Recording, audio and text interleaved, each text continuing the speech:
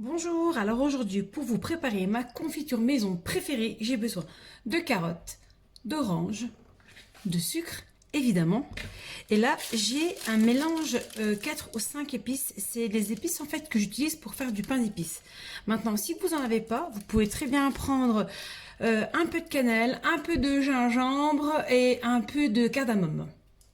Dans un premier temps, évidemment je vais déjà râper les carottes, enfin les éplucher, les râper. Le plus chiant est fait, les carottes sont épluchées et râpées. Maintenant, je vais prendre mon orange, je vais en tirer quelques zestes et surtout, je vais prendre des petites carrés d'écorce pour les faire, les mettre à l'intérieur. Ça va donner un petit peu d'acidité à la confiture, ça va être super bon.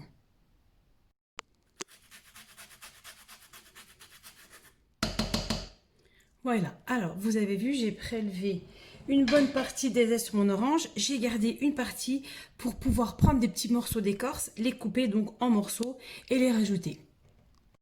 Alors, voilà ce que ça donne pour les écorces. Faut essayer de prendre peu de blanc. Hein. Je vais les couper en tout petits morceaux et les ajouter. Alors, inutile de vous dire qu'il vaut mieux préférer des oranges bio sans traitement. Allez, ils ont été coupés. Je vais les ajouter. Maintenant, je vais rajouter le jus de mon orange. Une fois que j'ai rajouté ça, je vais rajouter mon sucre. Allez, on presse l'orange. On rajoutera ensuite le sucre.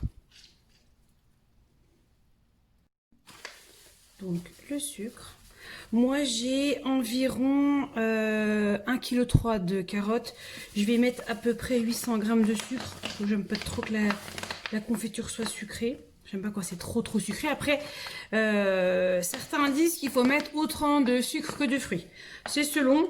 800 g c'est bien. En dessous, faut pas parce que elle va avoir du mal à se conserver. Et en fait, ça fait déjà une belle quantité. Donc maintenant, je vais le mettre sur le feu. Je vais cuire ça pendant 30 minutes et ensuite, j'ajouterai seulement les épices dont j'avais parlé tout à l'heure. Je viens de la faire monter à ébullition. Maintenant, je vais la laisser mijoter tranquillement pendant 40 minutes. Je viens de rajouter les épices. C'est dommage que vous ne pouvez pas sentir. Ça sent super bon. Allez, on retourne à la cuisson. Ça y est, la cuisson est terminée. Il me reste un tout petit détail. Je vais mixer pour que ça n'ait pas trop de morceaux. C'est plus agréable en bouche. Alors, je suis désolée, mais ça va faire un petit peu de bruit.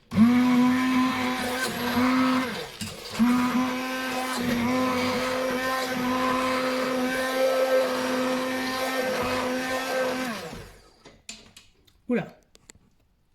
Alors, il s'agit de mixer grossièrement quand même. Hein. Voici venu le moment le moins facile à faire. Alors je vais couper la vidéo parce qu'il faut que je remplisse mes verrines. Et je voudrais pas en mettre partout. En tout cas, je voudrais pas que vous voyez en mettre partout si des fois j'en mettais partout. Donc je vous reprends dès que j'ai fini de remplir. Allez, en voilà déjà une de prête. On lui met la tête en bas. Donc voilà, j'ai réussi à en faire 4. Je vais laisser la tête en bas le temps que ça refroidisse. Voilà, c'est fini. Alors moi j'aime bien faire cette confiture de carottes pendant cette période-là parce qu'en fait avec toutes ces épices-là, ça me fait penser un petit peu à Noël. Et voilà, merci beaucoup, au revoir.